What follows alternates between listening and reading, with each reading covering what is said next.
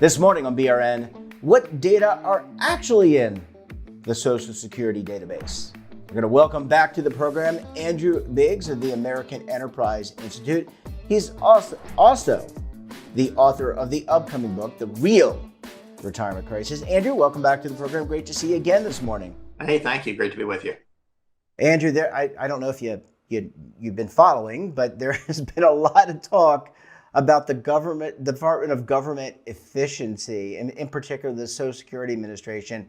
I want to forgo the politics. I'm not really interested in that. We'll let other networks really jump into that. But I want to ask you just some basic questions, get your input on this. What type of data does the Social Security Administration actually hold? I want to inform the audience here. So I know Social Security number has to be one of the items, but what do they actually hold? What do they actually hold at the Social Security Administration? It's kind of funny. I mean, I worked at SSA for about 5 years. I ran the policy shop there. Then I got bumped up to be the number 2 in the agency, the deputy commissioner. So it's been a while, but I have a pretty decent idea of how the data systems work there. There is a funny perception people have, if you watch the movies, the government knows everything about me. Well, maybe the total government does, but any government agency, they have a limited amount of data about you. Social Security generally gathers the data necessary to run the Social Security program. So they're not spying on you for no reason. So they would know obviously things like your birth date to know when you can qualify for retirement benefits. They know who you worked for because your employer reports into them, and they know how much you earned in each job over the course of your career. And if you get your Social Security benefit statement from the SSA, which you could download today, it will show year by year what your earnings are. And that's really the purpose of that statement, is so that you can compare the earnings that are on the statement to your own records and make sure you're being fully credited for the amount you paid into Social Security. So they have data that are designed to run the program. But for instance, Social Security doesn't know at any given time who your spouse is. They don't know who you're married to because there's no facility for doing that. If your spouse's employer sends in their earnings, your employer sends in your earnings, but nobody is saying, let's match these two people up. So they don't figure that out until the time you apply for benefits and they ask who your spouse is and you tell them. So the data are largely restricted to the things Social Security needs to know. Now, for people who are applying for disability, there's going to be more information there. There will be medical records and things along those lines. But for the vast majority of people, it's really restricted to earnings data because that's what they need to calculate your benefits. What happens, Andrew, if I pass away? How does the administration, Social Security Administration, know that Jeffrey Snyder, knock on wood, I hope it doesn't happen for a while. It will, by the way, it will eventually happen. I'm not going to escape it like everybody else.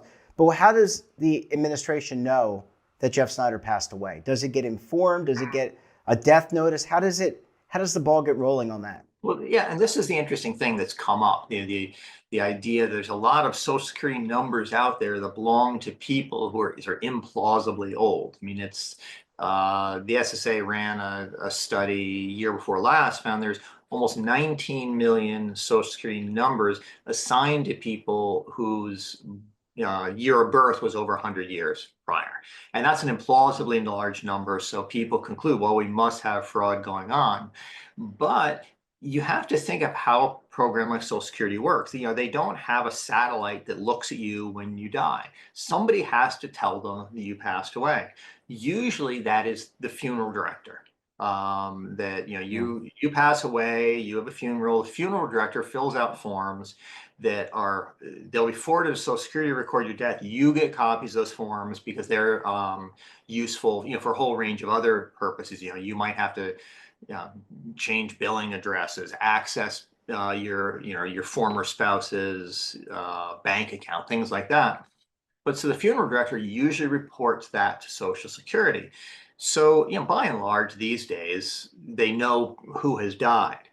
The reason you get, say, these 19 million supposedly, 100 plus year people is that in the past, SSA didn't have this sort of filing system. These systems have evolved over time. So let's say you had someone who was born 100 years ago, but they died 60 years ago.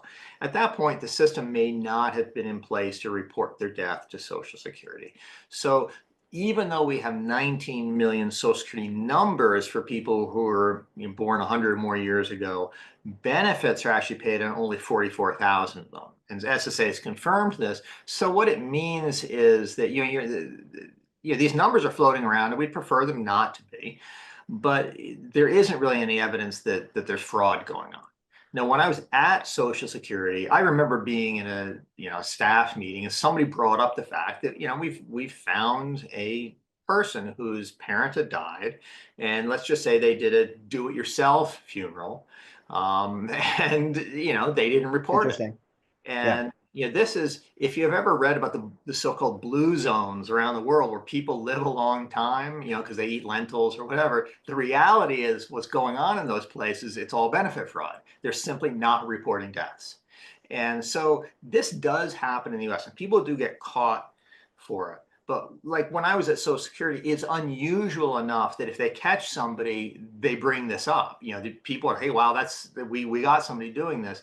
By and large, though, it's a very unusual thing, because your Social Security benefits are valuable, but not many people are up for handling their own, burial arrangements for a relative. So it's just a very unusual kind of thing. Andrew, one of the things that I was a record keeper before I became a consultant and now a broadcaster, if you want to call me that, journalist, I don't know, however you want to define me. One of the things we did, and I managed many different retirement plans, one of the things we did, we conducted an audit to see if we had missing birthdays, if we had missing names, if we had duplicate Social Security numbers. Do these types of things, and again, we're talking about maybe the plans that I worked on had 10, 15, 20,000 participants. It's not the same as 20 million, 100 million, but is there an audit done to look at these things? You mentioned that in meetings, sometimes if you found somebody who was conducting fraud, the rest of the team would know about it and you would go look for it. But is there a regular audit that's done to look at missing information or erroneous information? Well, I would say yes and no.